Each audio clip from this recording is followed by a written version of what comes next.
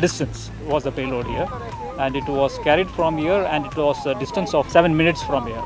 2.5 kilometers was covered in 7 minutes, and it delivered the medicine at the designated point and representatives, and the drone returned in, say, all put together it came back in 13.26 minutes.